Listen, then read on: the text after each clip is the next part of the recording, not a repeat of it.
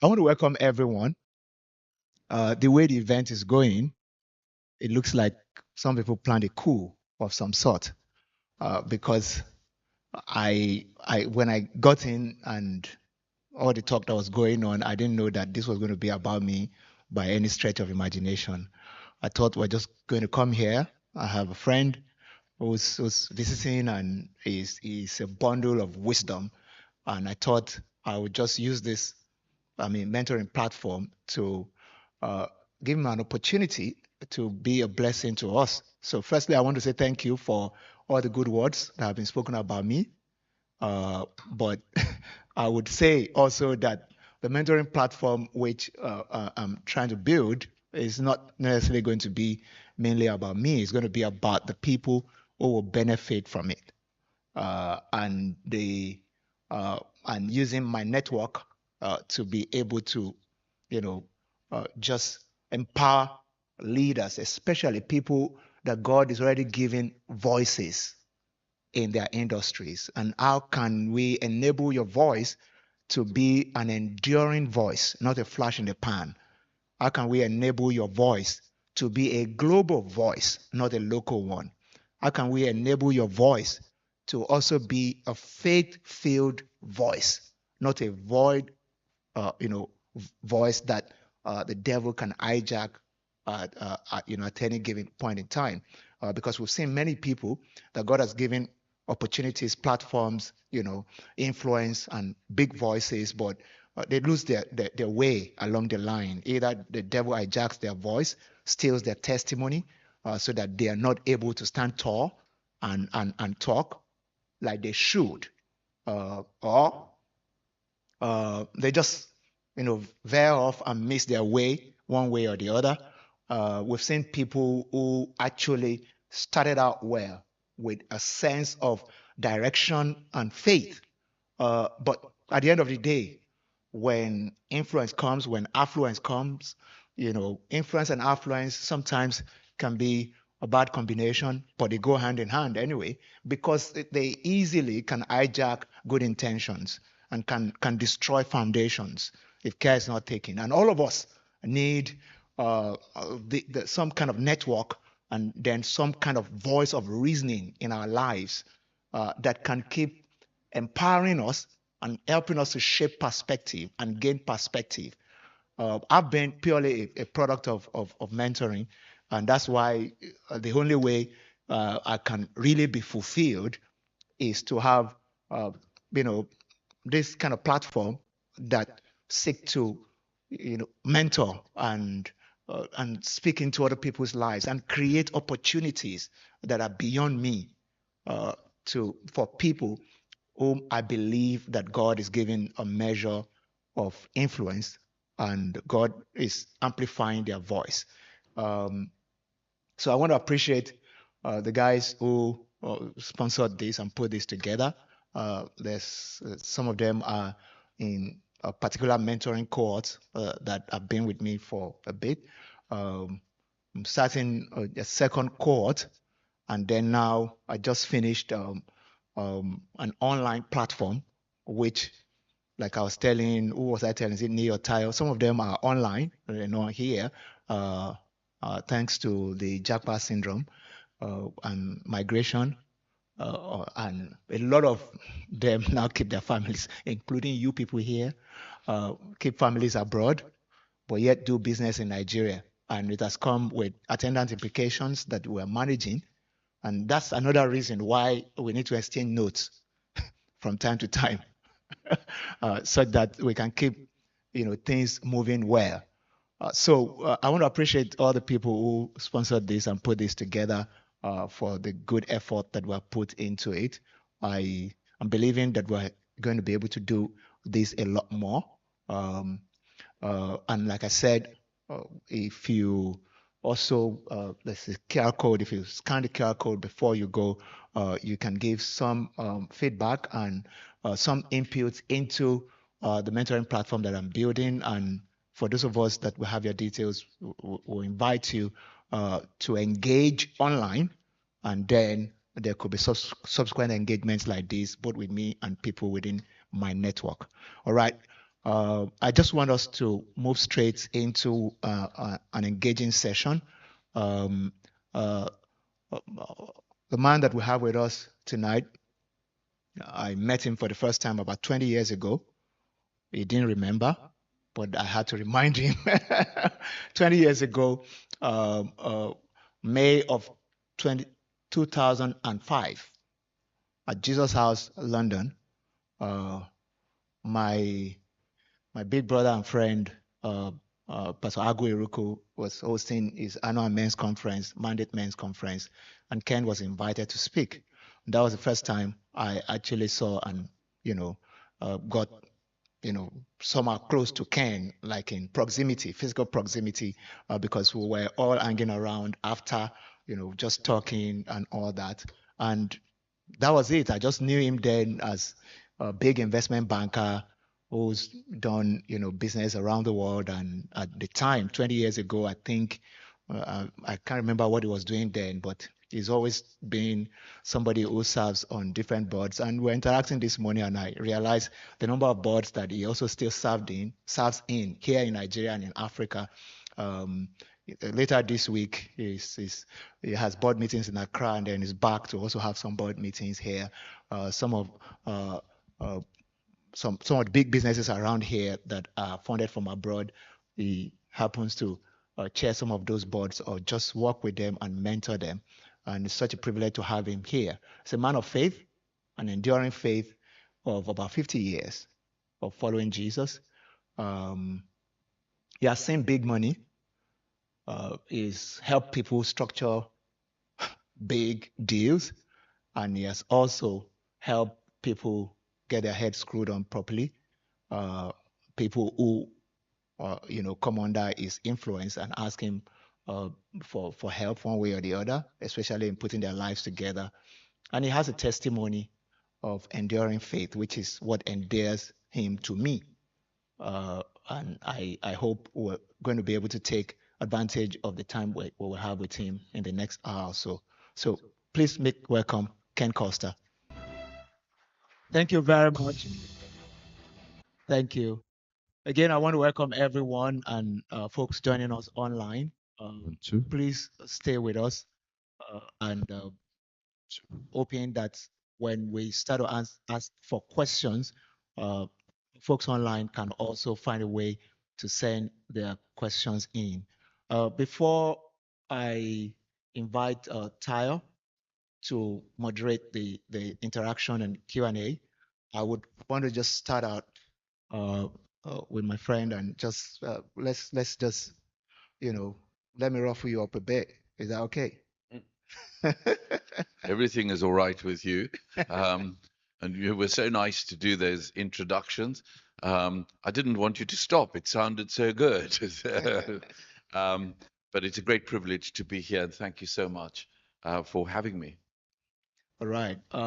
So Ken, it's so good to have you in Nigeria. I know that you always stand between um, making impact faith-wise and also uh, just being this deal maker, this guy who just understands the God in the marketplace. And you have this YouTube series, God at Work. You wrote a book titled God at Work. Um, in a nutshell, I just want you to speak to your understanding of the concept of God at work. Well, thank you very much. I I wrote the book God at Work largely because I was bullied by my pastor. Aren't we always bullied by our pastors? To write down all the things that I was talking about. And I wrote that because, for the most part, people believed that there was an entire separate world that was the work world, and an entire separate world that was the worship world, and that the two never met except on a Sunday. Um, and most of the time, people were not really working out what it is that it was like to live each day for Christ with purpose in the workplace. And so I came to just a basic understanding that my workstation is my worship station. Where God has called me to work is also where He's called me to worship Him. And that is an active day-to-day activity. And so when a lawyer draws up a document that accurately reflects the party's intentions, that is that is shining a light for the kingdom. When a sales document is written by a salesman, that's not a lawyer's document; it is a selling document. And when it, just honestly reflects a good sales pitch without telling a fib, that's a good sign of God in the workplace. And that's what He's called me to do, and what He's called almost all of us that are in the workplace to do every day. And it is a calling. It is an absolute calling to be able to and as soon as you recognize that that is God's calling, then all the very best things that God has given us actually come to life. Fantastic. So God's calling on our lives must reflect in the marketplace, must reflect on our jobs. Yeah, We spend more time on our jobs than we spend on in any other place absolutely. and in on any other thing. Uh, 8 9 hours a day, uh, every weekday, and for some of the folks here who are running their own businesses, is every day, not every weekday. That's part of the problem of being an entrepreneur. Is like you work every day, and God must reflect in the thing that we spend most of our time on. I wanted to reflect a bit. Um, you spent more than 50 years or thereabout in the workplace, and it's been working and still being a faith-based person. Firstly, can I ask how many years in total did you spend officially in the finance and banking world? Well, so I finished Cambridge in '76, joined SG Warburg as then was, and by my maths, next year will be 50. So we're getting there. Older than you, PG. All right. So, working in the finance sector for about 50 years now. So you have your days at UBS. Yeah. Um, for some of our guys here who are executives in banks, investment banks, and all that, what's the one thing that you want to say to an executive in finance world about navigating that terrain based Sure. on your own experience? Well, it's best summarized, and if I can just read this to you, James Quincy, who is the managing director of and CEO of Coca-Cola, he was asked whether the average employee can find a work-life balance within the new normal, which are the demands that we feel overwhelming us, disorienting us, abrupting us. And he said, yes, I recognize that there is this trend. And obviously, he's referring to, the always on generation when our smartphones are on all the time. Artificial intelligence is with us every time. It's seriously overwhelming. How do you cope every day? And this is what he said. What I found helpful is imaging life as me juggling five balls in the air: work, family, health, friends, and faith. You will soon understand that work is a rubber ball. If you drop it, it'll bounce back. But the other four balls, friends, health, family, and faith, these are made of glass. If you drop one of these, they will be marked, damaged, or even shattered. And I think that if I want to put my finger on it, it would be that. That actually he's put it in a very brilliant way. Work, yeah, it's all consuming for us, but it's a rubber ball. It bounces. Sometimes good, sometimes bad. Sometimes we win, sometimes we lose. But health and family and faith is capable of being shattered. And therefore, we need to live a comprehensive life Paul writes to us in the letter to the Colossians, in Christ Jesus, all things hold together. There's no separation. You know, when people say, what about your work-life balance? How do you manage your work-life balance? Well, the moment you say that, you have destroyed the very argument because it's assuming that there's something called work and there's something called life, and now I'm sitting in the middle balancing these two things, and it's a disaster. Because actually, in Christ Jesus, all things hold together. Everything is called life.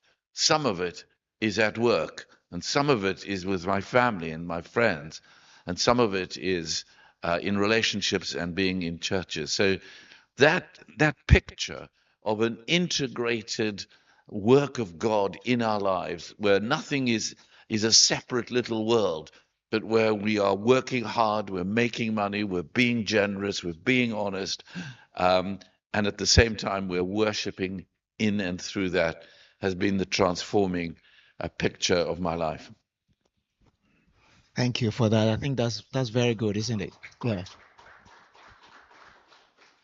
You know, something struck me while Ken was talking about, this last four buckets or what balls or whatever you want to call it, uh, this breakable stuff. Uh, a lot of time for me, for instance, as a pastor, um, I pander more towards, get your faith in order, get get your God life in order, and all that. But in the many years of mentoring and just speaking to people generally, I realized that it's possible for people to get their God life in order and still miss out on certain things. And I'm happy that you mentioned family and friends because family, friendship, this are part of the things, the balls that you're talking about. And I know that you've been able to cultivate some very great relationships. Yeah. I know two of your very close friends. Uh, uh, yeah. Nikki, Ago, and a few others. And some of them say fantastic things about you.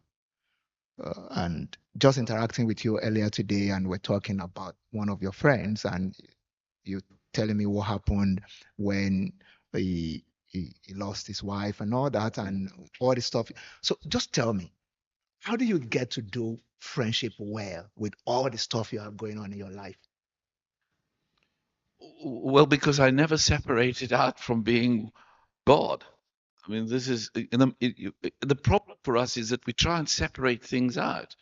And if you see them all as integrated, people often say, that the work of the Holy Spirit is not there to make you more religious. The Spirit of God is there to make you and me more human. Because that's why Jesus came. He came as a human being with the same longings and desires and hopes and failures and looking around when his friends have let him down. And yet, through it all, he was able to find a rock on which he could build. So, if your mindset starts as being, there's a God life, I'm going to sort it out, and then I'm going to try and sort out everything else, it's a failure. You won't get there.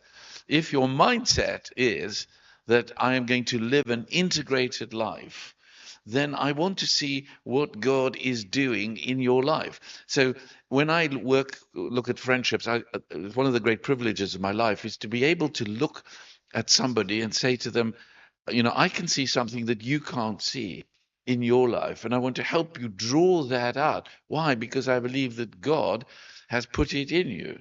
Now, that is entirely true in the workplace as it is on praying for someone in a church, is that there is something there that I can help you to mentor, coach with you, so that I can see one indivisible Jesus Christ. There isn't a Jesus Christ who sort of looks after one aspect of my life and a Jesus Christ that looks after the religious part of my life. And that, I think, once you make that fundamental change, then that which God has created becomes part of the things you want to admire. What God is doing in you. I want to see how can I help you? See more of what God is wanting to do in your life that maybe you can't see. Hmm. Interesting. The reason why I asked the question is that I don't know about people here, but uh, some people say that For instance, some people say I do relationship well. Uh, I have a good network and all that, whether in ministry, in business, in other areas. But the truth is that all of us struggle. If you look around your table, for those of us in the room, if we ask ourselves, how are you doing with your relational life? Knowing that it's one of those things that suffer as we get busier, as things start to happen in our lives. That some of you here right now, some of your friends are not happy with you. I'm just trying to say it straight, the way it is. Uh, uh, so it's an area of struggle, and it can dovetail into family. And by that, I mean even extended family. Some of us may have siblings that are not talking to us as we speak. Maybe they're not happy with you or stuff like that. And all this chip away from our sense of fulfillment. We want to, just you know, uh, talk as if it's not important sometimes, but in the recess of your mind, you actually know that I can do better. I can, you know, pay more attention to my extended family, both nuclear and extended. I can pay more attention to my friends and stuff like that. And that's one of the things that I've seen work in the life of someone like Ken. So I hope you're going to leave here thinking that that ball should not drop. Yeah. We can't please everybody. So don't get me wrong. But as God is promoting us, He expects that our lives will rightly impact the right people. And we will not be a clog in the wheel of progress of other people by becoming a rock of offense or an object of offense. Hmm.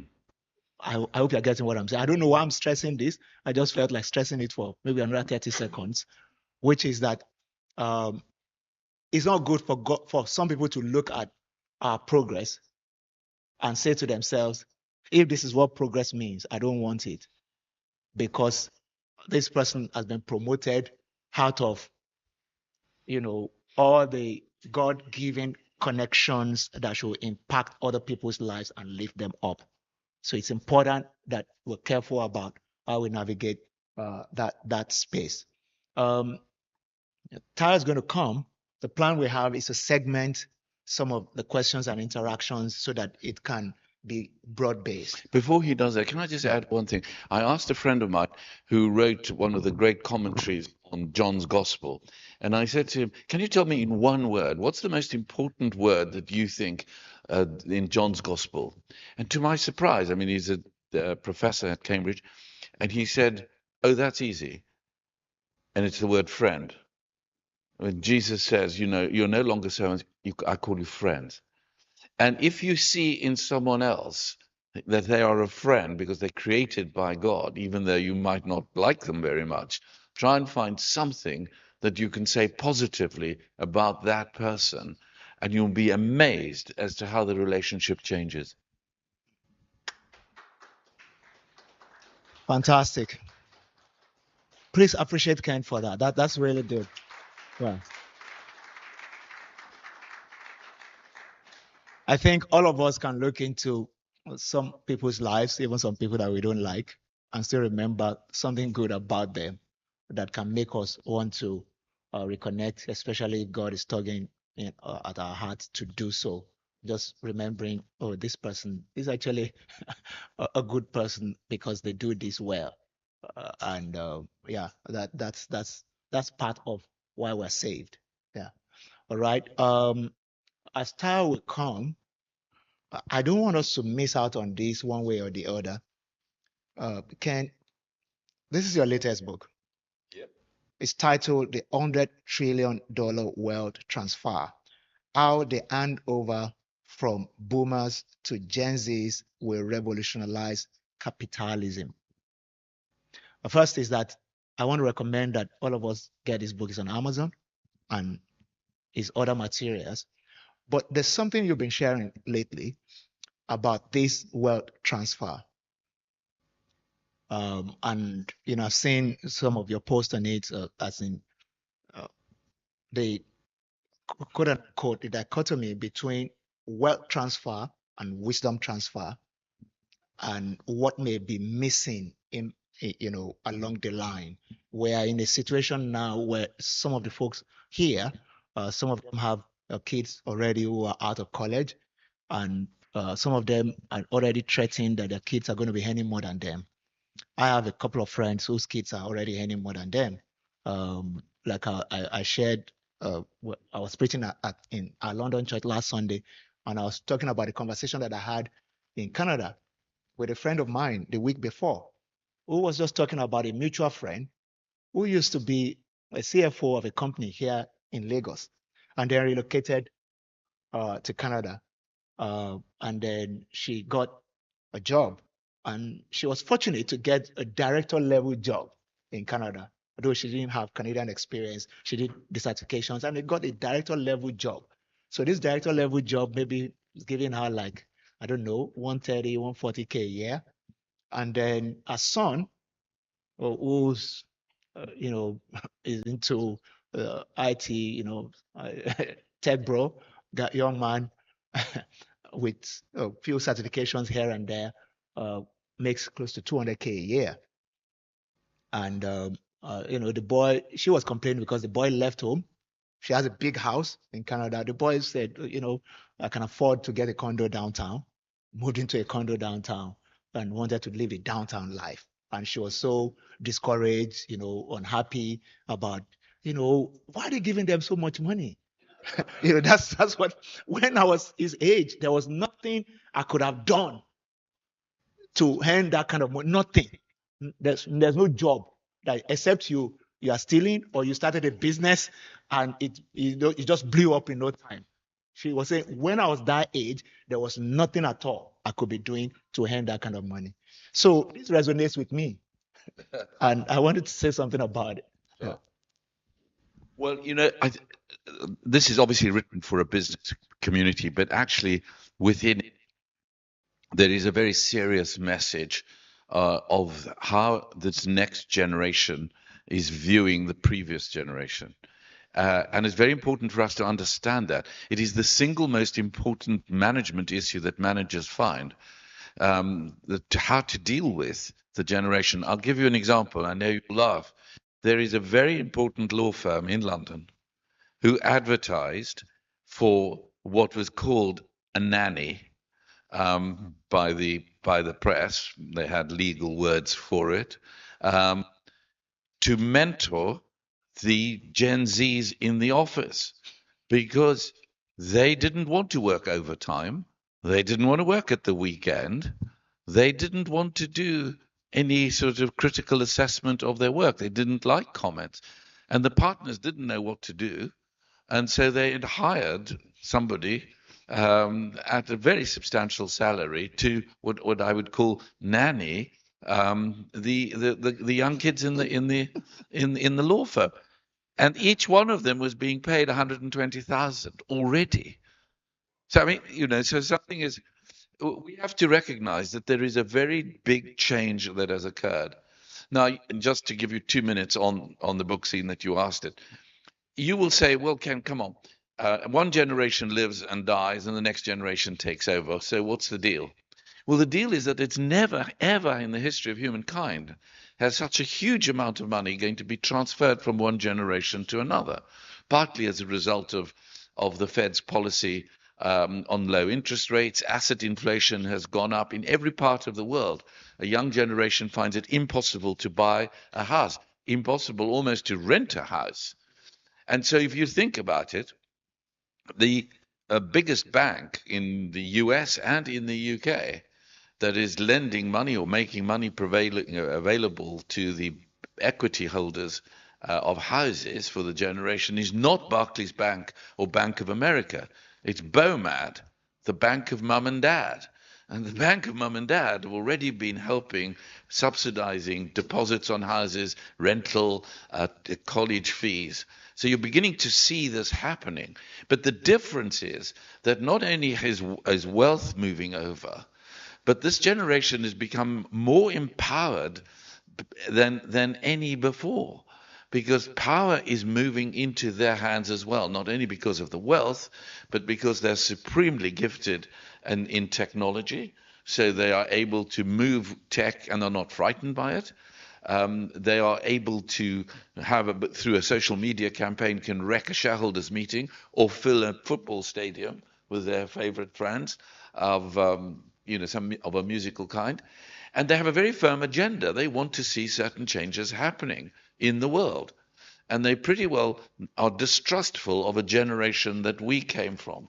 And the most typical of it is and I know this is a controversial subject, but they're beginning to have a distrust in fiat currencies, the dollar, sterling, yen, whatever it is, and are going for Bitcoin and for all these other crazy coins that are coming, the favorites of the American administration. But one of them is that one of the thinking is that it's a protest movement against a generation beforehand, and we have to be extremely careful that we do not just go along with that because that's the way it's going to happen, but that we are prepared to say, do you know what? We have in this room, for example, experience and wisdom, just as you were saying, PG. Wealth will transfer, but will wisdom? That's the question.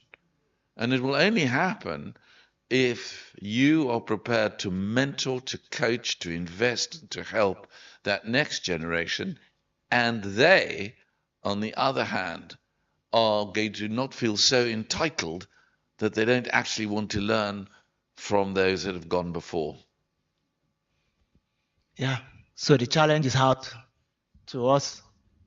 Whether we like it or not, wealth will transfer. The structures are in place for wealth to transfer. I mean, look at what Ken said, which we're all aware of, the last bit of it in the financial space. There's a new structure to move money, without you being able to trace it or anything. People are becoming multi-millionaires like that. And for good and for bad, all kinds of stuff are going on. And whether we like it or not, the next generation to us, they're leading that. Our kids are going to, for some of you who still have young kids, they're going to join that same movement and take it to the next level. And some of the stuff that will happen, some of them may scare us. I know there's some of us here who are getting used to it. You work in a traditional setting, but you're championing, your organizations really plugging into the new era. Like some of you in finance here who already have a Bitcoin wallets and all that, though your organization may not be doing anything in that light yet, but you are testing it and it's working for you, maybe, and you're getting into it. So many things are changing. But the point I'm trying to make is this, and that's what Ken is speaking to. Are we going to take up the challenge of the wisdom transfer? Because if we refuse to, and we just get into the flow with them, because in some sense, we want to be like them. We want to participate in their own new economies and all that. But there's a bigger responsibility, which is how we transfer wisdom to them, so that this thing will not blow up, on our faces. And I hope we'll take that challenge. All right? Okay. Let me yield the floor to Tayo. So now it's not going to be only about you again, Ken. I'm sure Tayo will throw some questions at me as well. Absolutely. Please give a round of applause to PG. Okay, so we want to try something interesting. The way because we don't know when we're going to see Ken again, right? So we want to get as much from you tonight. So we want to ask Ken questions in three broad themes around the lines of family, right? He's already touched on some of these things: family, friends, relationships, and how these things have really, enriched your life, and how we're able to build those kind of relationships. So if you have questions around family, we're going to start with that. Then the next, we'll talk about business, right? So we're going to take another round of questions on business and career, and then we'll kind of round off with philanthropy, impact and service. So those three broad themes, that's how we're going to ask questions. And it's a men's event, but there's one woman in our midst. So I said she's going to get very wise today, but you'll work for it. So she's going to help me to be collecting the questions. Whitbaker has given us pens and paper. If you have a question, please do write your question down. In my estimation, I think we can probably take 4 questions per category. So you don't have to have a question per category. But if your question is for that category, you can just and then hand it to Uche. Are we clear? Are we clear? So we're starting with family, right? So if you have questions around family relationships, things along that line, you can write it. If you want to hold this mic, your heart is burning, you want to say to Ken and PJ as it's hot, you can also signify. I probably can take one question, live. I know someone like Sheyi likes to ask his questions live. All right. So while you signify to Uche and you're writing your questions, I'm going to ask Ken, first question. And earlier today at PCC, I was sitting, in the audience, and the person sitting beside me was talking about Ken looks so young, I know, and I'm going to give her a secret. You can. Ken's 76. Yeah, and he has board meetings next week in Ghana. He's all over the plan. Doesn't look like he's getting tired anytime soon. And the person said, "This is what I want to do when I'm 70." And it just came to my mind and that's the question I want to ask you, Ken. Did you know you'll be here now? Did you have a plan for your life that you would work in finance, work in philanthropy? Because to me, it seems like everything has led to this moment.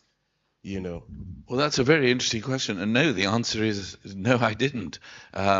What I did know is that that God has given me certain gifts. I'm curious. If you want to stay young, stay curious. And curiosity keeps you wanting to hear from other people, learn from them, learn their experiences, see what they think about life, what you can learn from them, be teachable. I think that happens.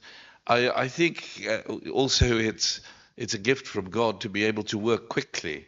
So I mean, I have, if I have a very complicated business deal that that is really tough, I'll go to bed at night and sleep.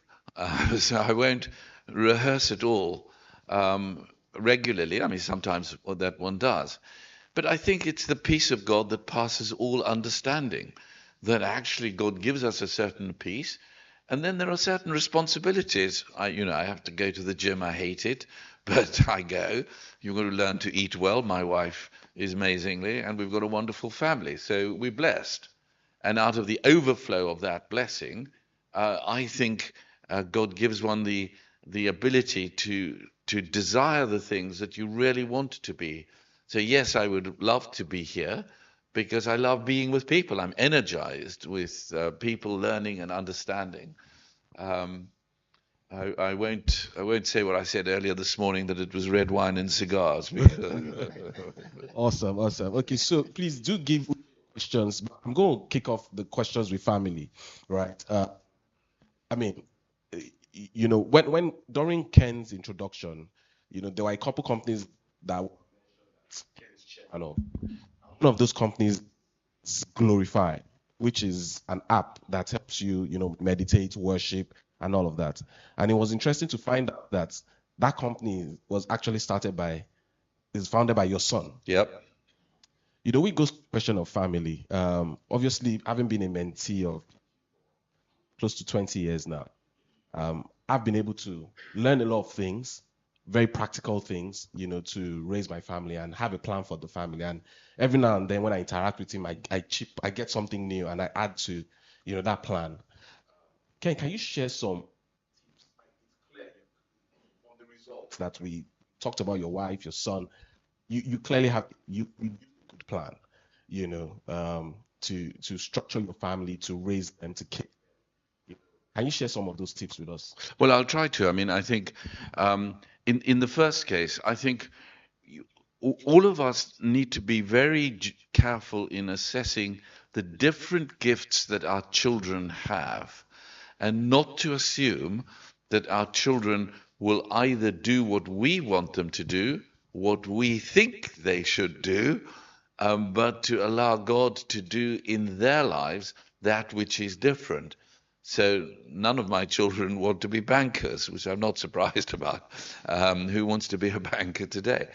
But you need to be able to recognize their passions, but also to be able to be corrective in saying it's not just, everybody in the world says, oh, just follow your passion, follow your dream, all will be well, nothing. And some people preach all of that, but it's nonsense. I mean, of course, every businessman knows that, you need some empowerment to calculate what it means to follow a dream. And the scriptures tell us no person goes to build a tower without finding out what the cost is going to be.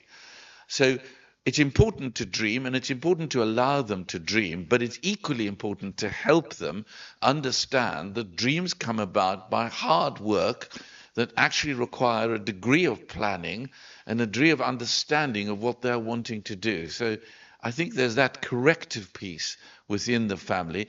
There's the recognition that they are different, and therefore you want to encourage them to also expand their visions, to meeting with other people, learning from others, so that they don't just get into one groove and think that that is the only place. And above all, that one has to be gentle in it. You need to allow them the freedom to grow up. Of course, you want them to grow up in the faith, and of course, we model it to them, but ultimately, it is their decision that will make them the people that God wants them to be. And that's hard, because you don't want to push too hard. If you push too hard, you'll find a reaction. And that is a judgment and a discernment that God gives us. Those are just a few things. So my son Henry, for example, came to me one day and he said, Daddy, there are all these wonderful apps for meditation. There is any number of them, but there's nothing in Christian space. And all the other Bible reading apps are so long, nobody's gonna do them. Will you give me some money to start something? I thought, oh, Henry, really? So I gave him some money. And he went off and developed the app called Glorify. You've heard of Spotify and Shopify, and he called it Glorify. And we raised some money in the US for it. And it's having an impact in a generation who want to take things, a bite-sized Bible, a bite-sized description and a prayer, so that one can engage the next generation. And he is very concerned, but he doesn't just want to give something to the committed, but he wants to give something to the curious, those who are not already there. And that's, of course, I've been able to help, and delighted when you asked me to be chairman. Awesome. You must be proud. As you're speaking, I remember something that PG has taught us several times, and I think Tosin hinted on it, which is the concept of artificial scarcity. PG, I'd like to talk about. I mean, some of us we even when the scarcity is not artificial, we still apply it. But just showing that kids don't get everything, because even I saw that even when Ken's son came to meet him, he hesitated, before just releasing the money to start glorified. Though it's made you proud now. So, can you touch on, why you came up with that concept of creating artificial scarcity, so that kids just don't get it? In order to deal with the entitlement mindset, which we see becoming, uh, more of a consistent mindset in the coming generation. They say the first generation builds, the next generation tries to maintain, and then the other generation collapses everything. And that's why things don't go beyond that third generation. Sometimes we only focus on making our next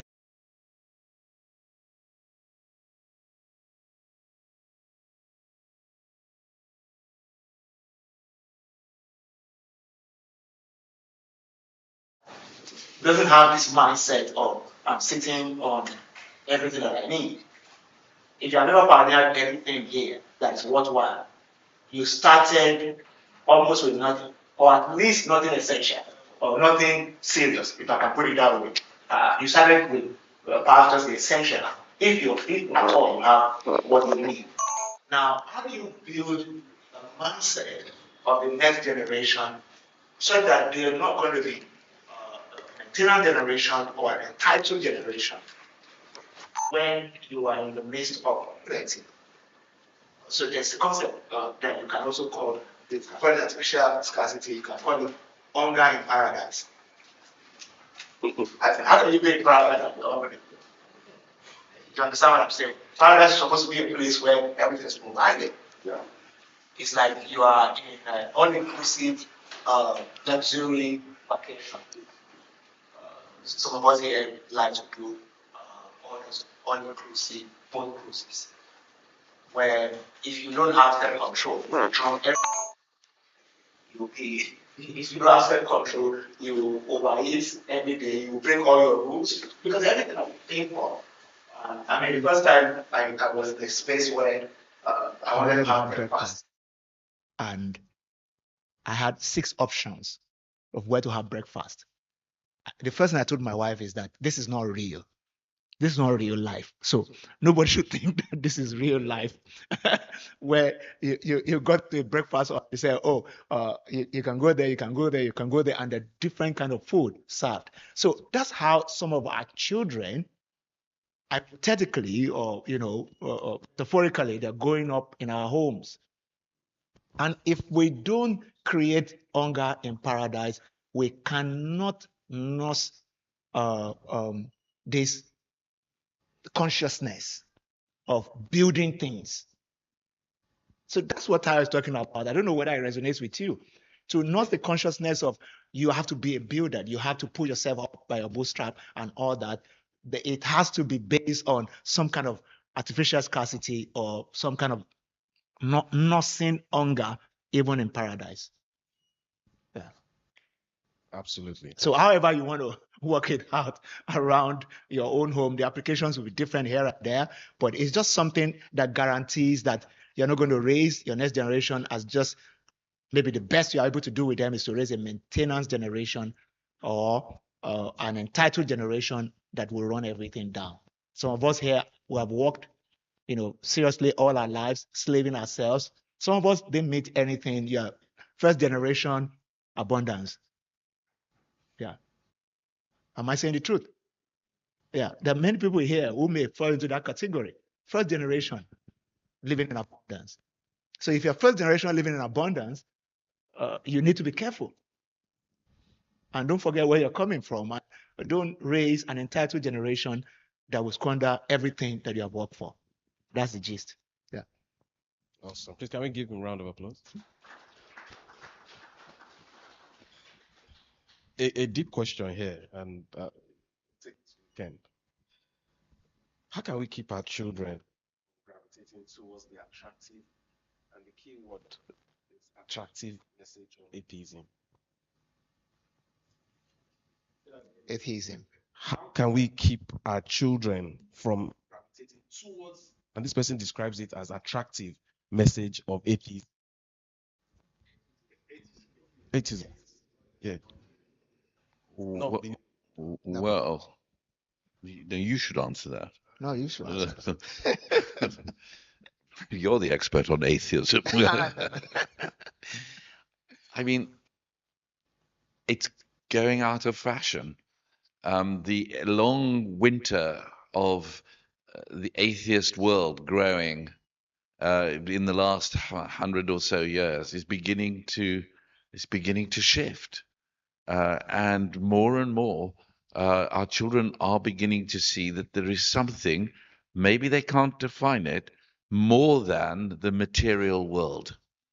And I think one wants to point to them that actually the arguments on which atheism is based are bogus, because you have to believe in something, and it may appear to be attractive, but actually it can only be attractive if it answers some of the basic issues of life. And if it doesn't answer some of the basic issues of life, this is not Google. You can't just look it up and get an answer from. from it. And I think that the tide is turning significantly now, and it'll be much easier to enable our children to be able to say, this is a false prospectus that the atheists have given to us over the last years. You know, science matters, that's the only thing that does matter. It isn't. And to point out that God is in everything, including in science, including all the issues that they would be facing. Awesome. Yeah, if I may just add something to that, and I love the perspective that Ken has brought in terms of the fact that there's a shift going on and things are starting to rework, themselves. But to add to that is that our responsibility is to focus on what we can control and not what we can't control.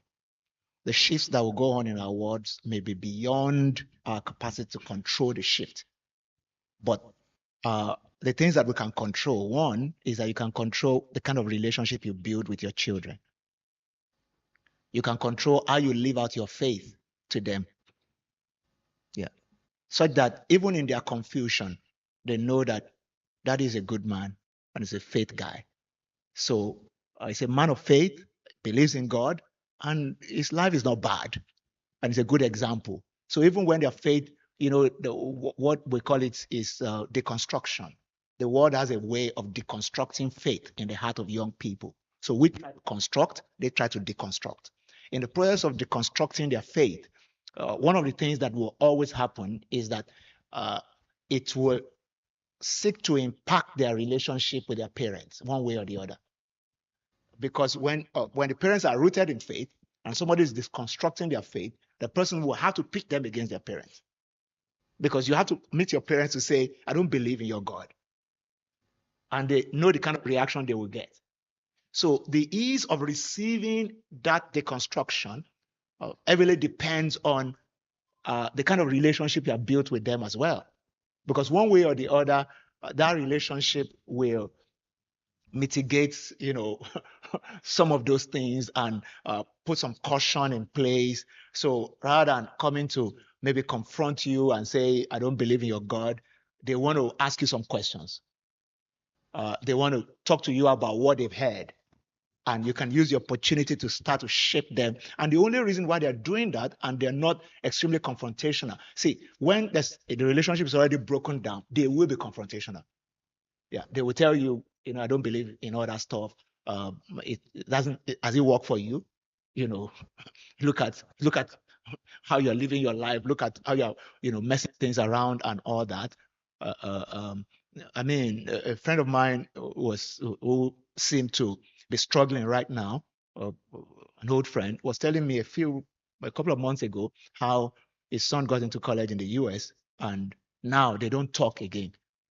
As in, he was saying, PG, can you imagine that my son doesn't talk to me again? It breaks my heart. Yeah, and the question in my heart is, how did we get here? Because see that guy that got into college and doesn't and can't stand you again, the devil will leverage that. So the Bible says, while men slept, the enemy sows tears among wheat. Yeah, the enemy will leverage that to put things in his heart that will make him feel like all the foundation that has been built is baseless. And that's what the enemy will, explore to put. So if we don't want atheism to thrive around our kids, we just need to, focus on what we can control. The relationship, the openness, the believability, and how we live our lives out, our faith out, our relationship, with our spouse and different other things that they will see and say, look, this thing works. And I can see how it has played out. Yeah. Awesome. Can we give them a round of applause? All right. So Tokwe has a question. If you want to come for it as well, I'll take Tokwe first. Thank you. My question is moving slightly from the last question on atheism and is more about our beliefs that have emanated from the scriptures,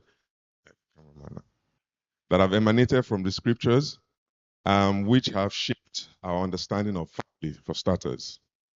So, of course, growing up and for here, the definition of family is man, woman, and children, right?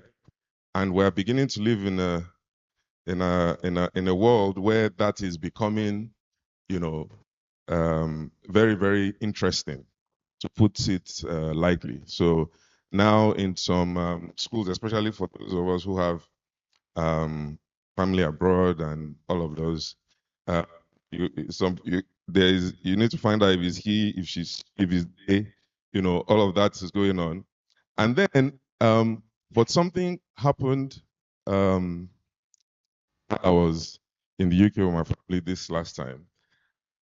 My kids we had some family friends over, and then so it was my kids, my son, my daughter, and then the other kids, son and daughter as well.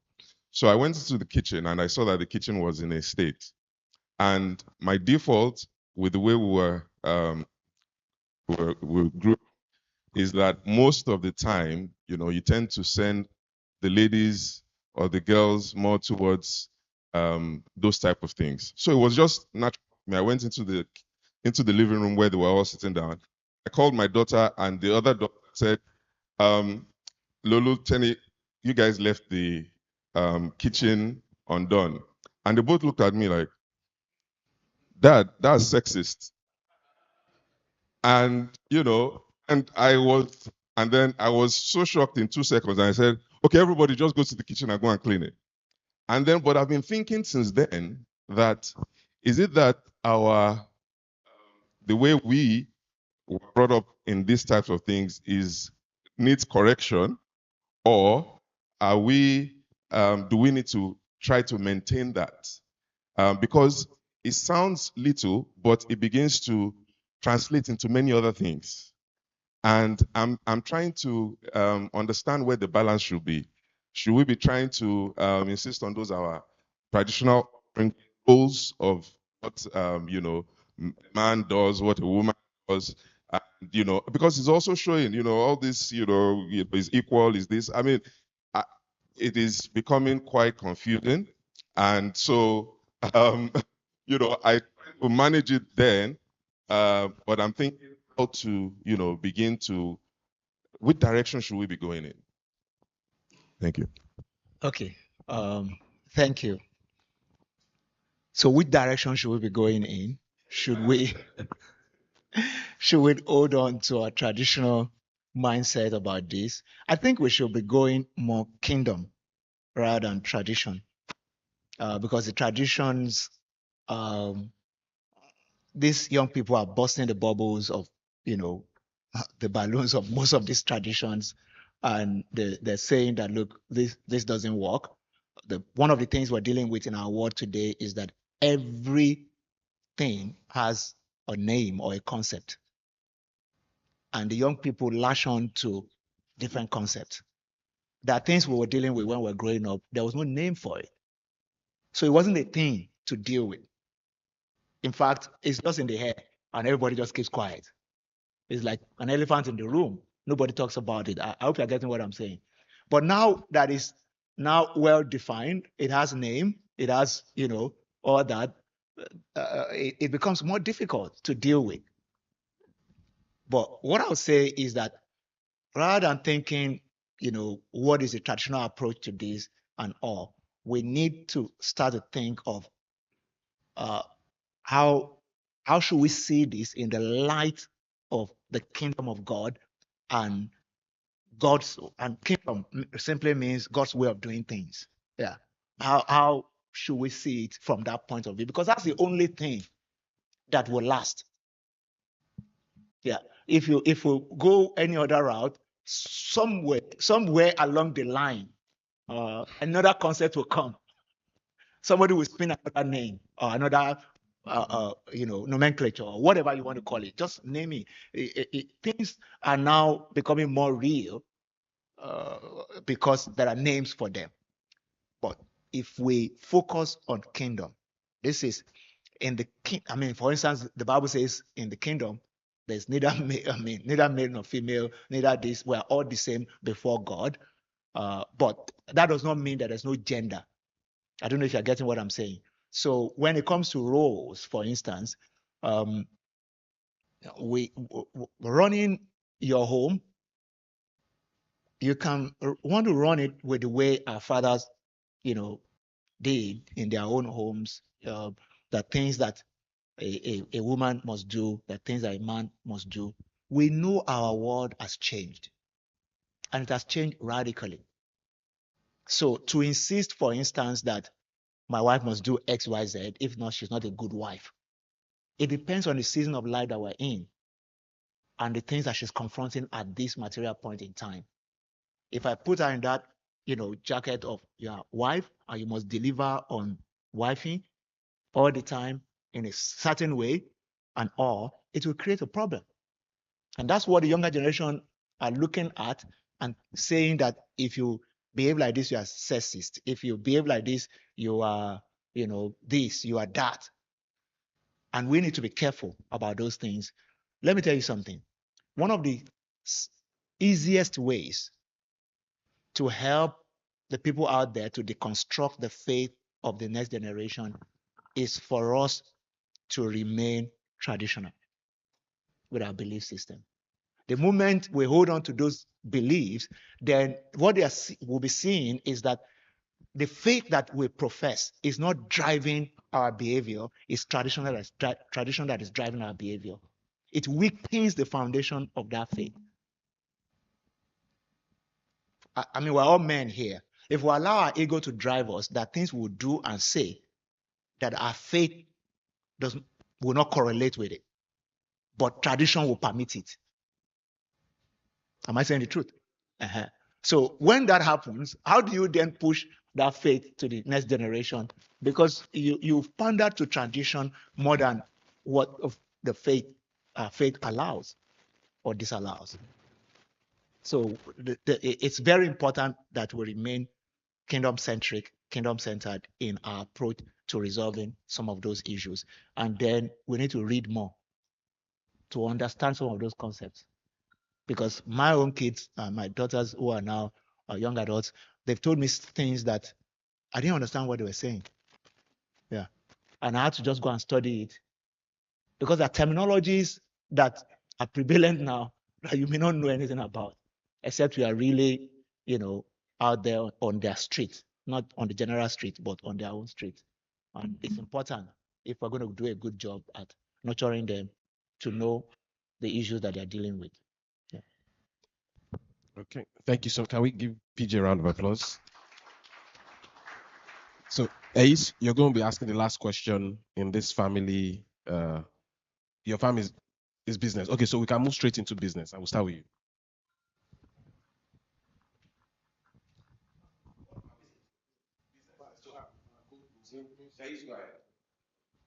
All right, thanks, Ken. Can we take that last one on family so we know that we're done there and we can move a bit faster? All right, thank you, PG. Thank you, Ken, for the share so far. So I'm just going to read out my question because I've been mulling about it, iterating the question over and over. So I run a second generation business, and one of my biggest challenges is trying to scale while navigating family nuances and emotions tied to the business. So there's a lot of issues that have come up, particularly in making tough decisions that will grow the business.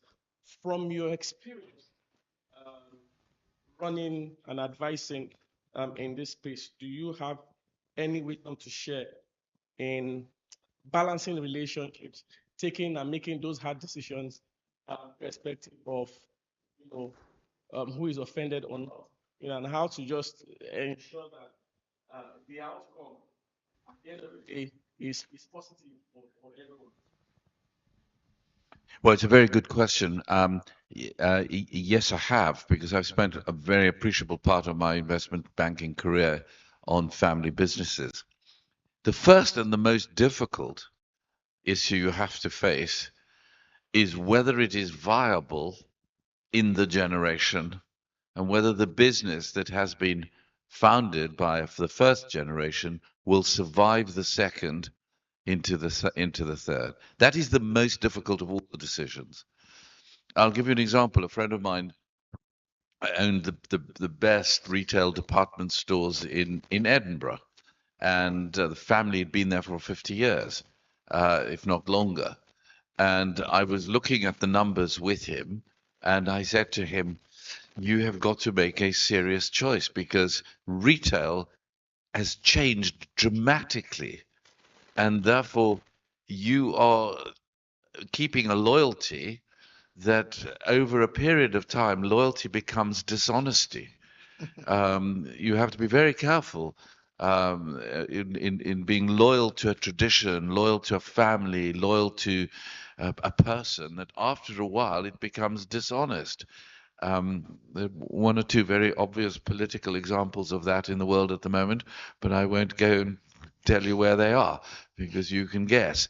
But it happens so that's that first issue of then being able to confront the family as a whole and say, look, we have to make a very difficult decision, which is that we either have to consolidate with somebody else or sell it out, or we're going to grow and scale. But to grow and scale requires a commitment from everyone, both financial and emotional. And in family businesses, emotion is almost always higher than the financial responsibility. Yeah, I always remember Freddie Heineken, who has the beer business, saying to me, "Ken, for as long as my name is on that bottle, I am emotionally connected to this business, and therefore I'm interested in everything in that business." And emotion in family businesses is the most difficult to navigate when it clashes with financial reality. And that is when you really need some outside help who can help you navigate it. Don't try and do it yourself. It's too emotionally complicated. Your brothers, your sisters, their children, they like you, they dislike you. The business is viable, it isn't viable. These are critical questions that require good outside advice to help you navigate. Thank you for that, Ken. Your first statement, you said loyalty can become what? This. Loyalty over a period of time becomes dishonesty. Because if if I'm wanting to be, I'm loyal to you, I'm loyal to you, I'm loyal to you. After a while, I say, "Oh, PG, you walk on water. You're brilliant. You're amazing. You are," and all of that. But after a while, it becomes dishonest because you're saying things that you don't actually believe. And we need to be very, very careful, particularly those in leadership, in your businesses, in your churches, in your voluntary organization, that you don't keep rewarding loyalty. And think of the precedent that I've got in my mind, which you have in your mind, and which I'm not going to mention. When everybody becomes loyal and keeps telling you how wonderful you are, and you know, and I know that it is dishonest. Thank you so much for that. So, Kola, I hope you got something from that. Just dealing with that issue of loyalty and testing where the issues are. If I were you, what I'll take, one of the things I'm able to take from what Ken just said is when you look at your second generation family business, I know your dad is late based on relationship, and I know the construct to some extent of your family. All the issues, if you put them, on the scale, are there issues that this can help you deal with, which is that this business, the way it is right now, are we just being emotional about it? Can it really transition, to the next level? What do we need to do? And if that's the area of struggle, and some people feel, no, leave it traditionally the way our father has been doing it, leave it like this, leave it like that, I think you need to have some crucial conversations because there's nothing that could be as terrible as everybody watching something and it fossilizes, becomes something that you can't do anything. It becomes fossil that you can't do anything with. And in spite your emotional attachment, you are helpless. And, everybody is dismayed. And then it leads to regret because we'll be thinking we could have done something, we could have agreed, but we've been disagreeing. But now it's nothing. So please be careful about that. Yeah. Awesome. All right. Kola, I said it was a family question, but you see, there's his family have business. So it leads us nicely into business. All right. I knew this question was going to come, and I would like Ken's perspective on it. Then we'll also get PG. Doing business in an emerging or frontier market such as Nigeria is fraught with difficulty and managing gray areas. For instance, facilitation, not bribery, as a way to be agile and get results and manage bureaucracy and red tape. How do we do this from a kingdom perspective? That's one for you. um, um, it is. We were talking about it this morning, um, about how to avoid all these things result in an exploitation of someone else. And we were reading in Jeremiah 17 this remarkable picture of a partridge that is hatching someone else's eggs. And the Lord is very clear of a rebuke to them, that if you are trying to get an advantage because you're stealing something, whether it's whatever word you use from it is a matter for your discernment, that is not yours, that it's someone else's idea, someone else's ability to grant you something that isn't yours, that you can hatch something that you haven't worked for, that you shouldn't get. Um, that is a very tricky question because it depends entirely on the facts. And it depends also on the kingdom mindedness.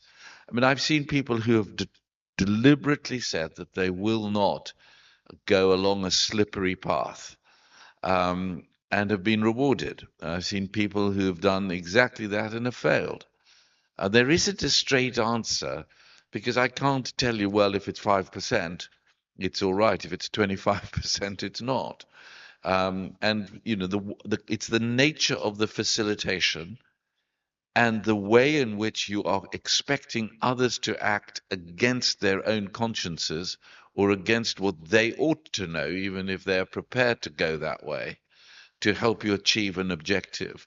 And I fundamentally believe in business, if you pollute the well, don't be surprised if the water is bitter. And that, I think, is as general as I can be to a difficult question. Awesome. Mm. PG. That's I love Ken's perspective to this. We have different fanciful words that we use in different parts of the world, and truly, some of those words are necessary for conscience sake. Uh, you know, um, but at the end of the day, we need to be able to see it from this perspective. Am I trying to hatch an egg that I did not produce? Yeah. So it's like a Patrick that sits on the egg that doesn't belong to it. So you want to hatch something that really didn't come from you. Undue advantage. I'm not sure of what one can, if you're truly a Christian, what you can do to wipe off the the feeling and the stain and the kind of feeling that the devil can bring with it when it's truly an undue advantage. When facilitation helps to maybe like fast track something that will hit a bottleneck, there's no undue advantage, but there is maybe a bottleneck that can be removed. The work is quality work. The intentions are clear. The value proposition is upright and genuine. And at the end of the day, it is not a case of uh, of unbalanced weight. I don't know if you're getting what I'm saying. Then it still boils down to, if your conscience does not condemn you in this matter, then to you it's not a sin. And if there's a word to use that will not put you in trouble, then the words can then be out there for consideration. But we are kingdom people, and at the end of the day, we deal with the risk of having a conscience that is seared with hot iron, that God can no longer prick that conscience. That's the risk. Because the moment a Christian gets to the point where God can no longer, your heart is no longer tender to hear the voice of the Spirit because of penchant for mammon, then you're in trouble. Yeah. So Awesome. We have quite a lot of questions. So we'll try and move. let me use this opportunity to ask Ken a question. One of the things that I read in Ken's profile was that he's been able to broker deals at some very high levels. For instance, I didn't know before. Well, I'm not very conversant with shopping in the UK like that.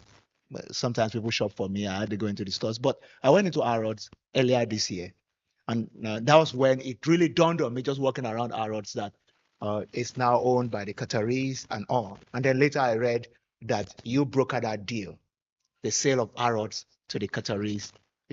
So that's a big deal, right? And I can't get it off my mind now that we're talking about business. What does it feel like, or how do you navigate that space of brokering big deals? Well, if it's part of your business and that's what you do, then you do it. It's like how do you manage to preach every Sunday? I mean, it's what I do. Now, it happens to be more complicated and more difficult.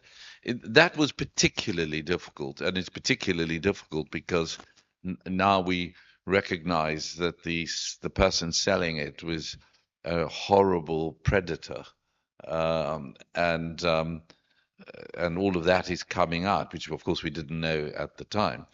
But what you'd have to try and do is not to be mesmerized by something that is so big.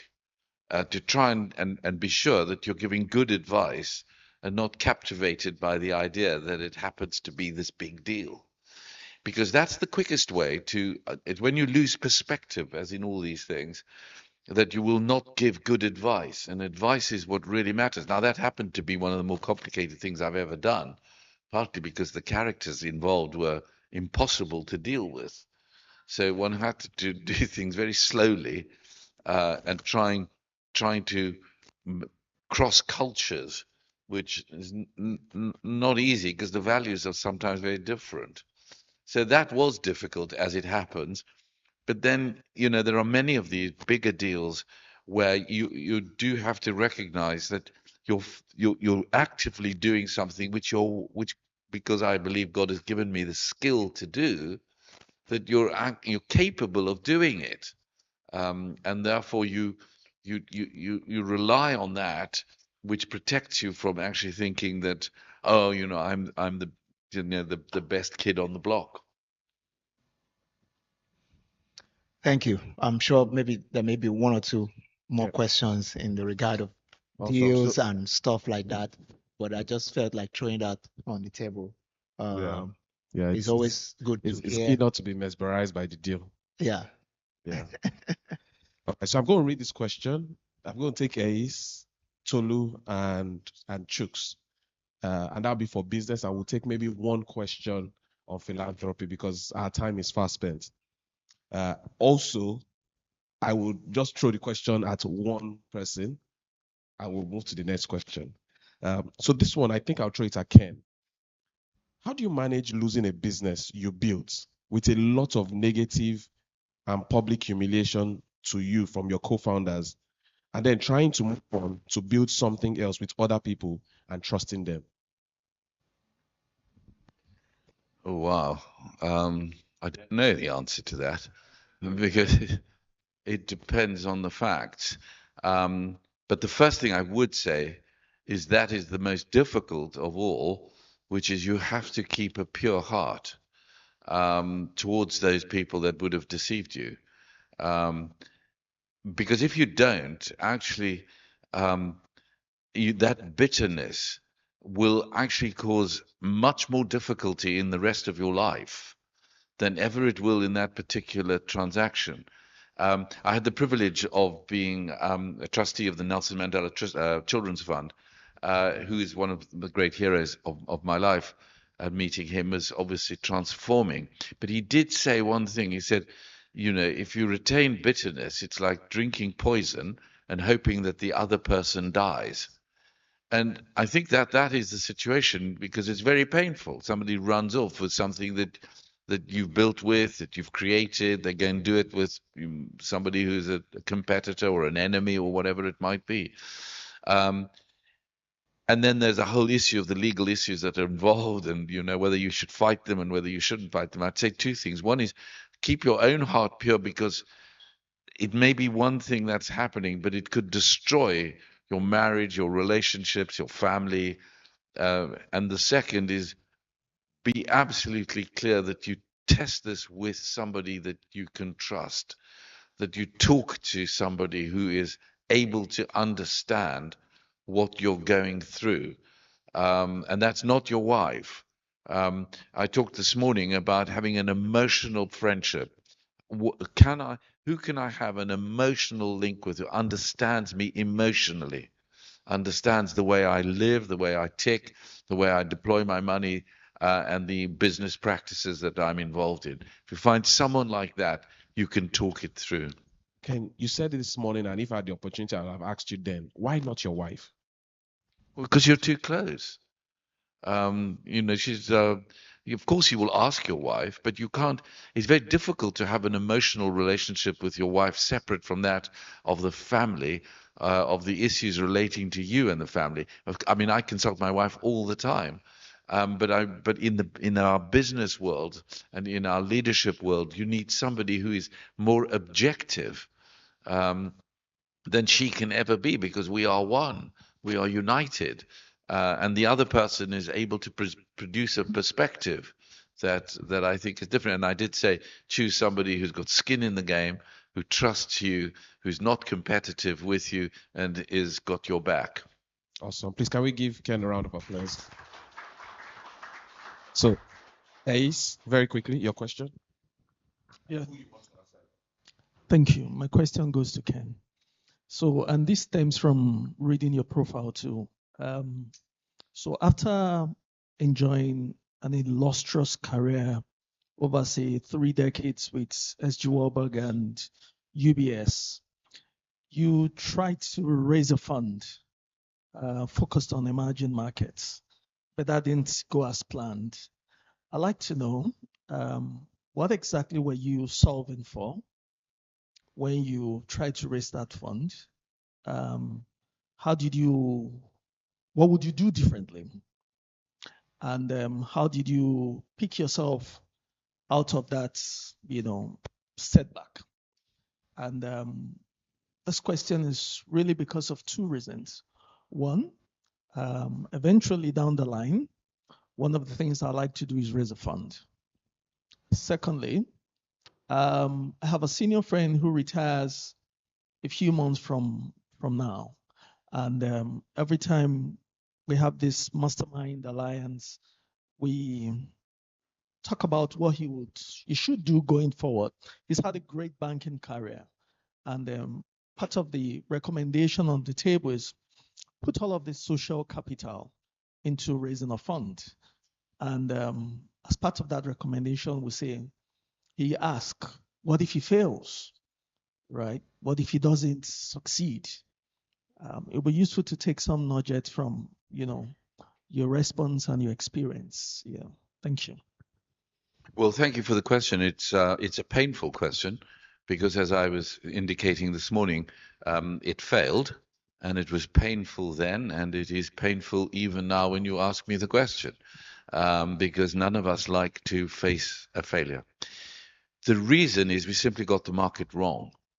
And what we tried to do is we tried to create for um, a developed market investment managers a way in which they could mitigate the emerging market risks, uh, and yet continue to enjoy the growth of an emerging market. But it was just at the time when the emerging markets were completely collapsing, and it didn't work.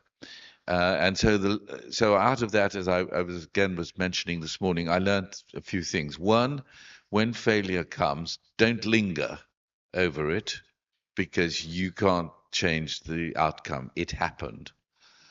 Do learn from what happened. Ask the people with you, why did we go wrong? In our case, we should never have started it. Everybody thought that we were, very bright young bankers, older bankers, and that we would succeed. But we did not do enough work to assess the market, and then allow yourself space to start something else out of that failure, allowing yourself to be free to choose without being so damaged by what happened, which in my case meant coming back to what I was good at, which is that of the advisory work on merchant banking and investment banking and advising companies and families on the businesses that they were dealing, and then lean forward, because Jesus Christ rose from the dead, and therefore he gives us the hope, even after there has been a catastrophic failure, what appears to be a catastrophic failure, as the cross was appeared to be a failure, that he gives us the energy to be able to look forward. On the formation of a fund, yeah, I mean, that's a practical question which one has to address separately.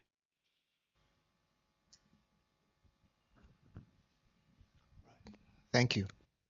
Thank you, Taya.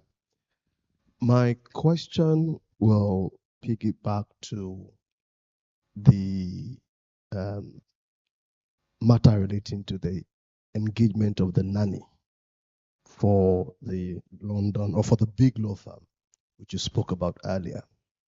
And I understand it cost about around 20 grand to engage that nanny.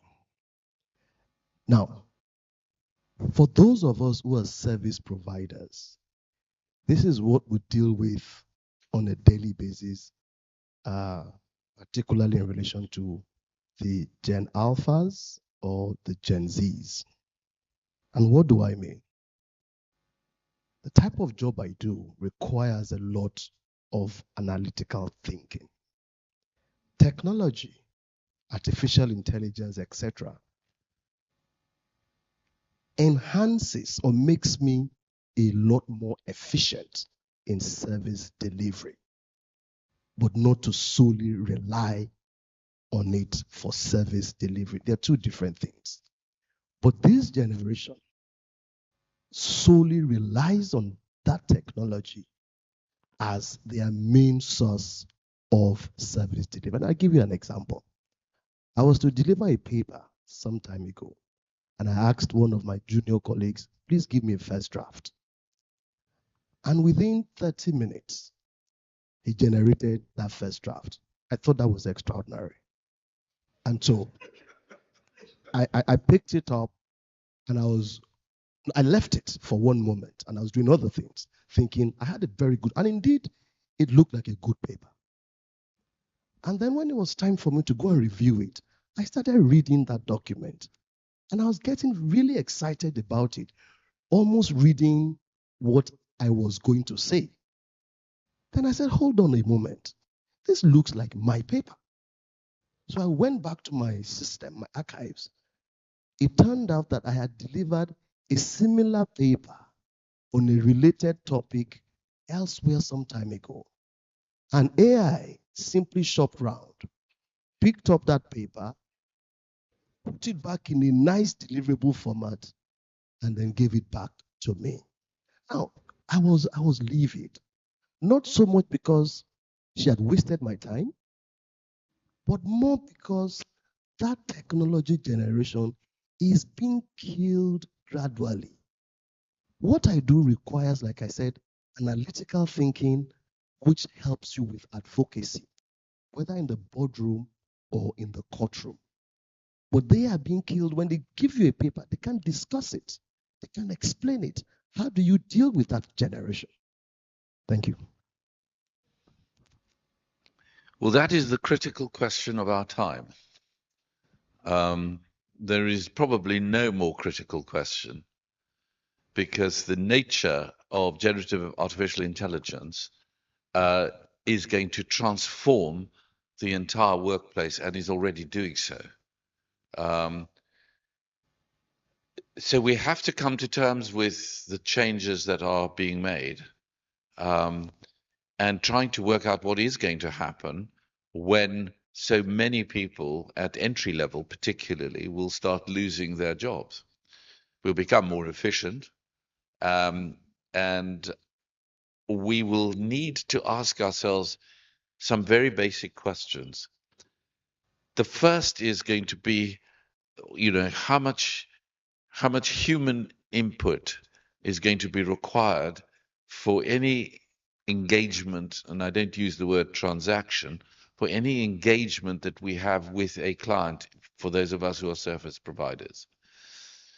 Because the answering of a question and the giving of advice is one thing, but judgment cannot be given by AI. AI can give you the facts, it can write your paper, and very good of you to have been able to recognize what you had already written beforehand. And it steals from everybody else because of this whole problem of the IP that is now, being taken from other sources and not acknowledged.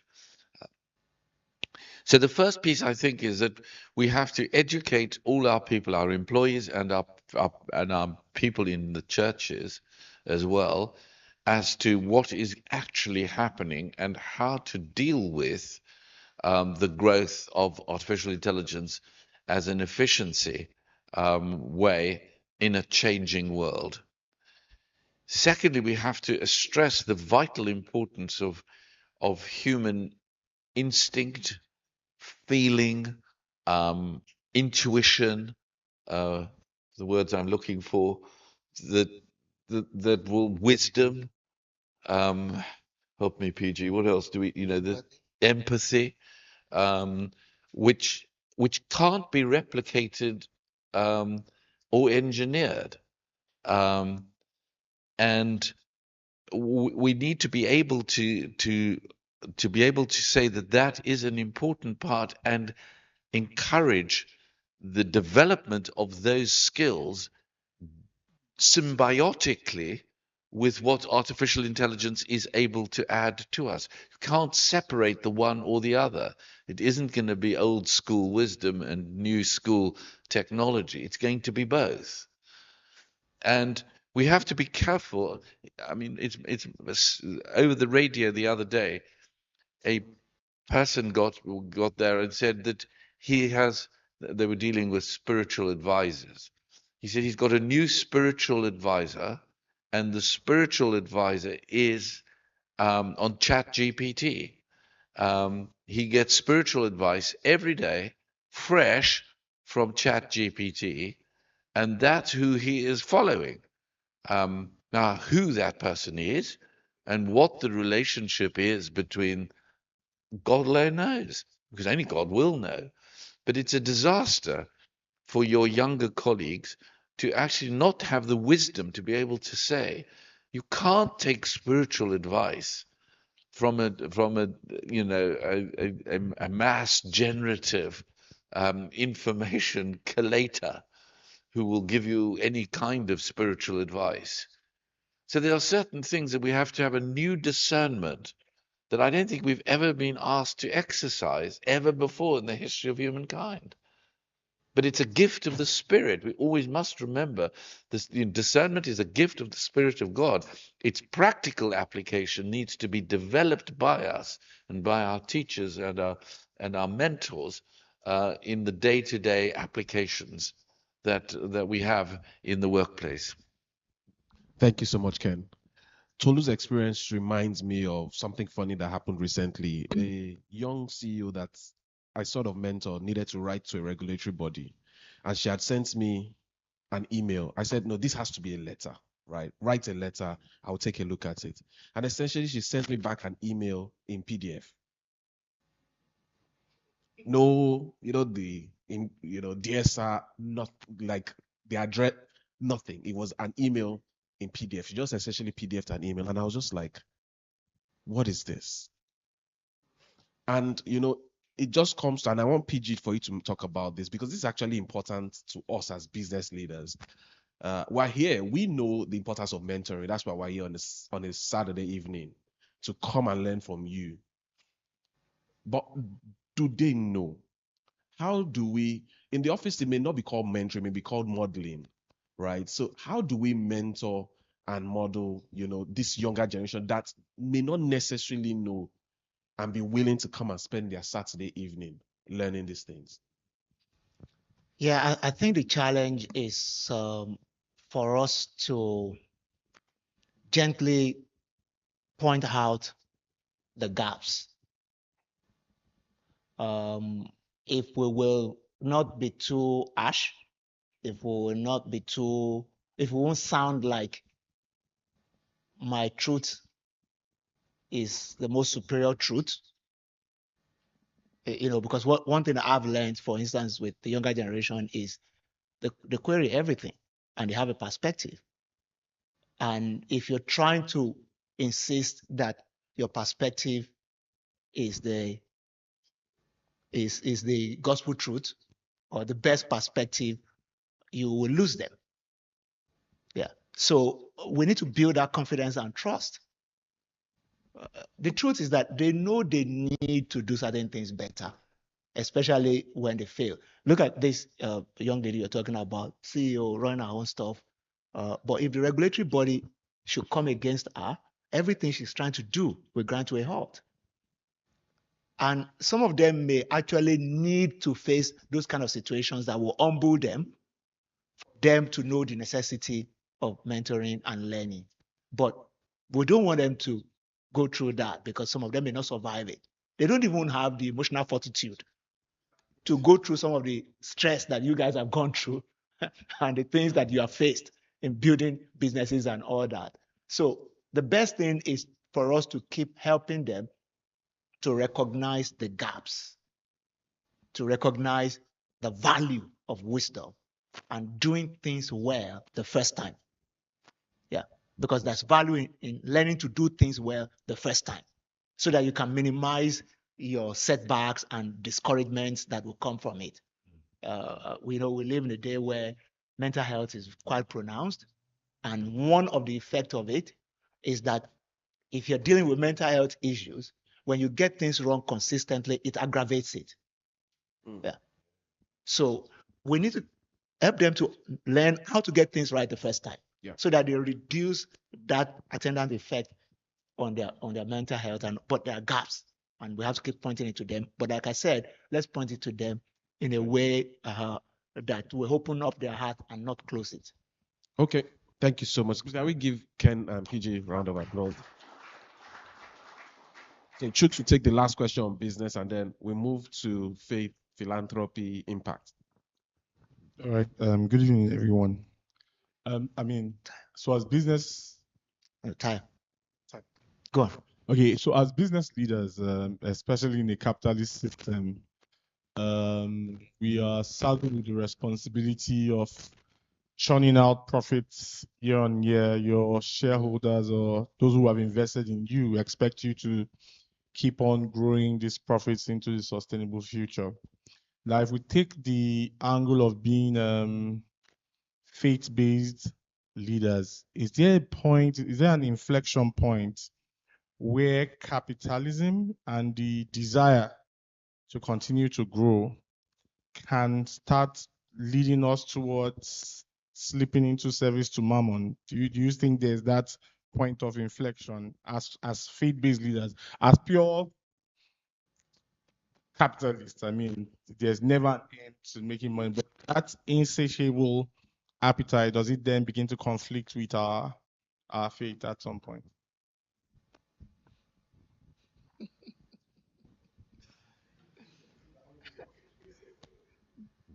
Well, the answer is yes every day. I mean, um, I mean, the whole nature of a competitive allocation of scarce resource market economy is that every day it's going to want you to want more and going to drive you for more. And so there has to be a natural constraint that we put on just more. What is that natural constraint? That is practically everything you would read in the New Testament. It is that profit is not the only objective, but that purpose and profit are Siamese twins. They run to, they linked together, and it's good business to be able to win with purpose. You will not recruit a millennial or a Gen Z into any organization if you do not explain to them what that your mission statement actually contains an objective of doing well in the community in which you're operating. That's where the world has changed. That's a biblical principle. There's not some new invention from a generation. It is going back to finding the ethical bases on which we are building the market economy, which is integrity, transparency, honesty, um, and then a restraint on our natural greed. How do you do that? Well, one of the things which probably leads on to our next set of questions is to be generous in the way in which we are handing some of the advantages that we've had to others in that way. But I don't think there is there's not a precise inflection point um, because you want to have an efficient business. But I do think there are some principles, like, for example, when Jesus says to us we will go the extra mile. So when you're dealing with a customer, do you just service the customer and the customer's needs, or will you go something beyond that and actually cultivate a better relationship with that customer? Now, I think that makes good business, but it does take time, it takes effort, and therefore, you're not going to get the immediate returns that you would want. So I think it's a practical application of all the teachings of Jesus. And don't forget, the majority of the parables he ever taught are parables about the workplace, about people at work, in vineyards and in boats. So we learn from that and we apply them each day in the context of learning with others as to how to restrain the heart, which is deceitful above all other things. But he promises to give us a new heart, which enables us to work well, to do well, and to do good at the same time. If I may just add something to what Ken has said, and by the way, that was very brilliant submission. If I could add something to it, it would be that for us as Christians, like you said, there's no real inflection point, but where I feel the inflection point may start to happen is actually where the driver for that wanting more and getting to bigger deals, and there's no end to scaling, right? The driver for that wanting to scale and all that is no longer anything connected to what is God doing. It's more about, I just want to be bigger. I just want to outstrip every other person, or just being big. I hope you're getting what I'm saying. Yeah. So, but if as a believer, if the driver is not just, I just want to be bigger, but this is what God wants now, or this is what I believe God is saying now. Let me give you an example.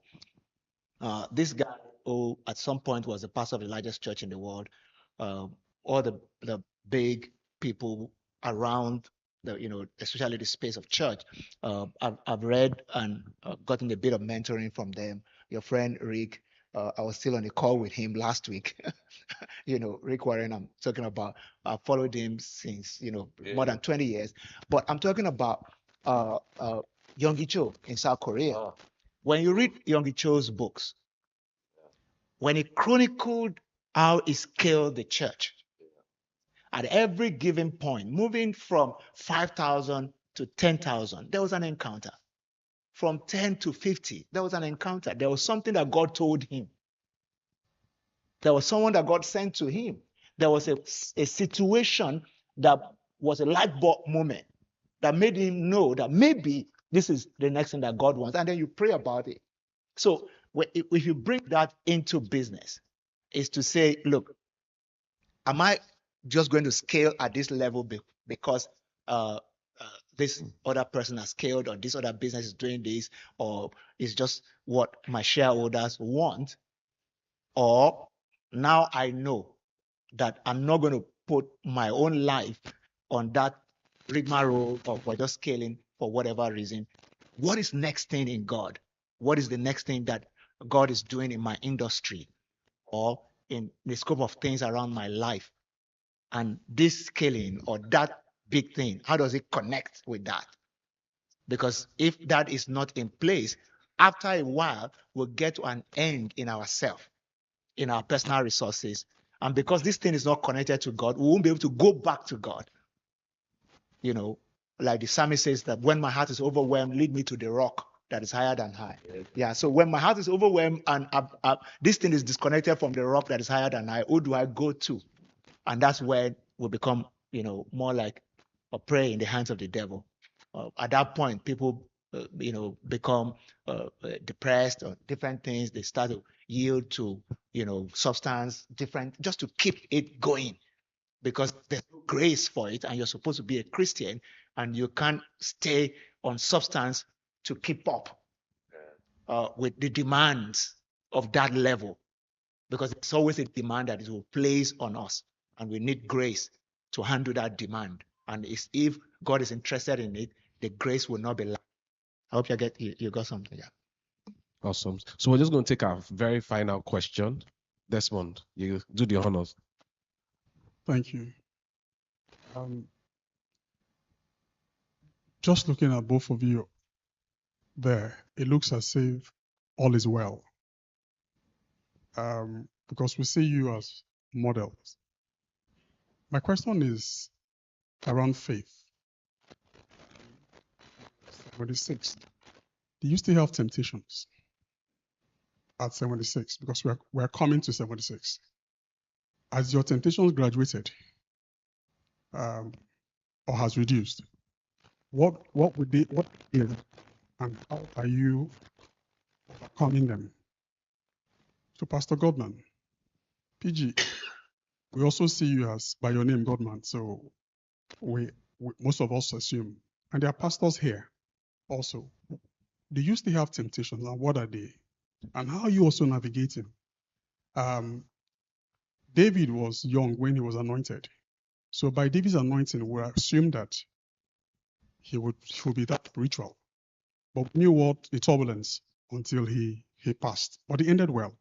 So no doubt you end well. But within now and then, what are those temptations? There are pastors who are going through a lot as well. They're not speaking. What would you advise them? And how would they recover to end well? Next question is on philanthropy. What are you currently doing for philanthropy?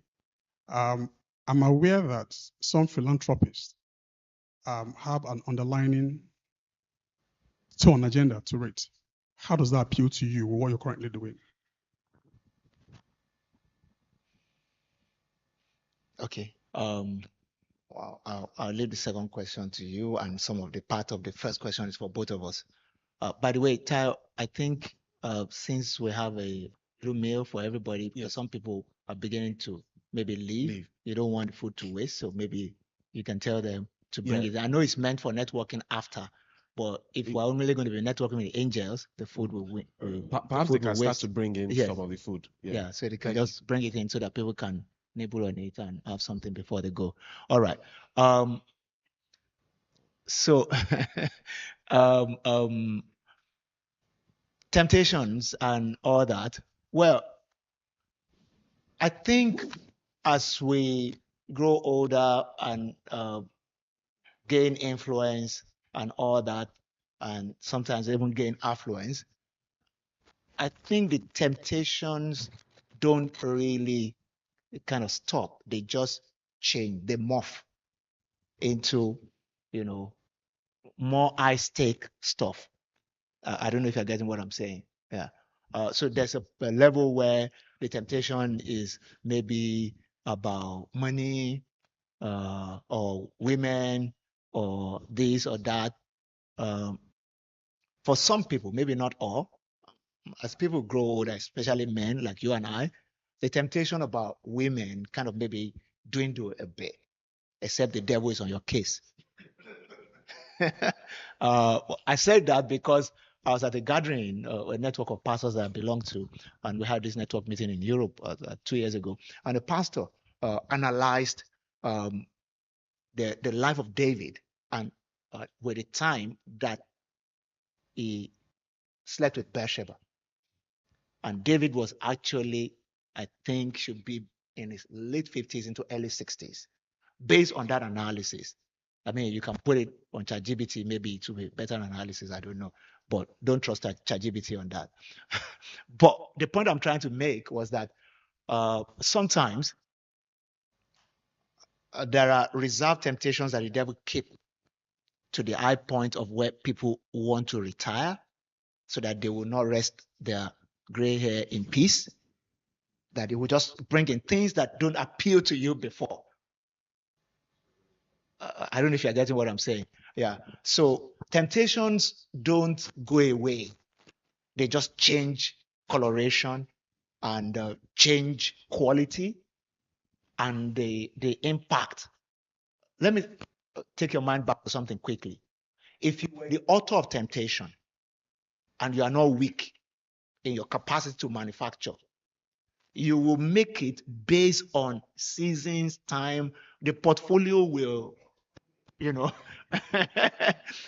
Customized temptation. You said? It will be customized. It will be customized, based on age bracket, seasons, and all. Some people, as they grow older, their temptation is to prove a point.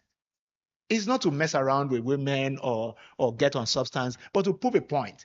So you start to spend money in a bad way now that you have it. You don't care about glorifying God, living a legacy, a kingdom legacy with your resources. You just want to paint the town and do stuff. Money enhances what is already inside. And those things have been growing. And then when the money comes, it amplifies your capacity to push them out. And your temptation is on a different scale. I don't know if you're getting what I'm saying. So the temptation, for me, one of the greatest temptations that I have right now is to do things that are not in the will of God, especially in regards to leading our church as a global church. Because the church now has influence and capacity. And some things that you have to maybe pray and fast to do before, you can do like this and you're able to do them. But what about if God is not in it? And so if you don't calm yourself down from time to time and say, look, is God in this thing? So the temptation is you just jump, you do it. And one of the things you don't want is for you to pitch yourself against God. So you see the kind of temptation, the temptation for pride. Because now you can see your imprint. You can imagine, for those of us in business, when your business name is your name and the name is everywhere. Or something, or the brand has become solid. There's a temptation for pride at a different level. Yeah, at a different level. So all those temptations are there and they don't die. They're always there. They're just in different ways. And also, you asked something about the philanthropy for Ken. Okay. Yeah. I mean, I think in philanthropy, it's a very individual thing. But what what I like to think is that when we face face Jesus, he will look at all our investments. He will look at how we invested our time. He will look at how we invested our money. He will look to see how we invested in our friendships. And he'll also look to see how we invested in others. And I think when the big book is opened, there will be something there from our own. And my wife and I, we form our own charity. We principally make philanthropic gifts to those that are pushing forward on the kingdom, because there are many other secular organizations that can do other things. But we also will be supporting things that we're interested in. My wife's a classical musician, so we support, classical music. But I think it should be part of everyone's investment portfolio. And how you assess your investment on earth is when your books are open and the portfolio review is taking place in heaven. Which of the categories are you going to be deficient in? And it may just be that philanthropy is one of them.